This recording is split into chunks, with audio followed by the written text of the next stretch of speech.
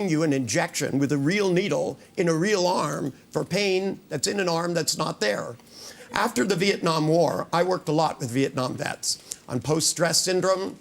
I mean, I had some of them that had lampshades on their head with a broom in the middle of the night going from garden to garden. I had one guy that would lock himself in the bathroom and drive knives through the door, screaming in the middle of the night, and he wasn't qualified to go to the Veterans Hospital. I can't imagine what you had to do, but when he went there and said, I'm reliving Vietnam, I'm back in the jungles, it's bombs going off, and they said, well, I'm sorry, we're full. You'll have to go home. But if you could come back in 3 months, we may have a bed for you. Some things just don't wait. And to me, treating phantom limb pain with drugs is not the right approach. What you need to use is a hallucinated deal with hallucinated drugs. See, I used to give people placebos. That was empty gelatin capsules. And the AMA said that that was not good because I was practicing medicine. And I wasn't really. I was practicing voodoo. Because I didn't have real medicine in them. I had voodoo medicine in them. And when I said that to this doctor who was trying to chide me and say, you shouldn't be doing this. You're taking away people's pain without a medical license. How dare you? And I said, yes, but I'm not taking away real pain. I'm taking away imaginary pain. And I have a big imagination. I have enough that I can imagine no pain. And then I said, do you see my point? And I said, oh, by the way, what was your name? Because, you see, the old handshake interrupt, the one that I developed. Would you come here for a minute? You don't need to mic her. Just come here, ma'am. I just wanted to show this to you. That as I evolve things, just stand in front of the chair, though, okay? Just in case.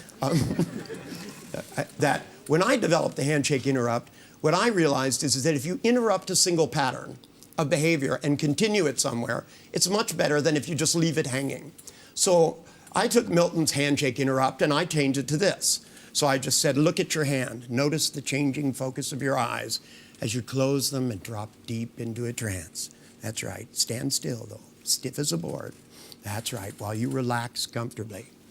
Because that particular handshake interrupt, one where the hand comes out, and rather than doing it, you just gently move it in front of their face and say, look, so that they begin to follow your commands. When you capture the moment, then you can do just about anything.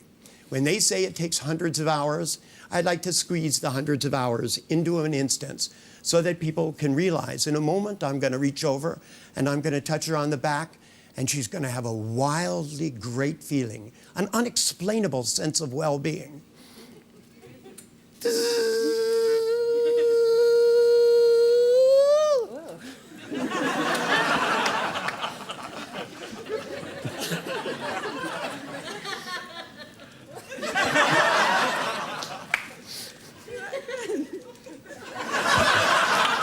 It's never enough, is it?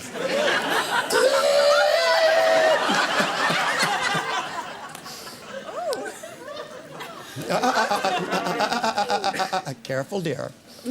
That's all I give on the first date. Eyes open. There you go. And you... Was that a command? You put it like that, yeah.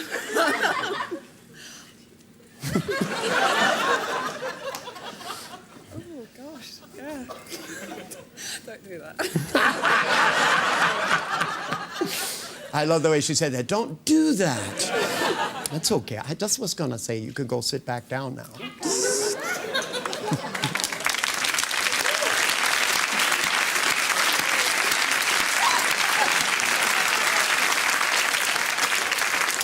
That only works when I do it. If he does it, then something else won't ever work again.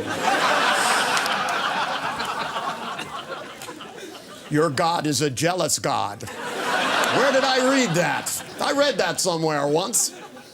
Anyway, this is just an example of the kinds of things that I expect of all of you to try. Hypnosis is something that has been underdeveloped and underlooked by most people. While they were too busy torturing rats, they didn't have time to see what was possible for human beings.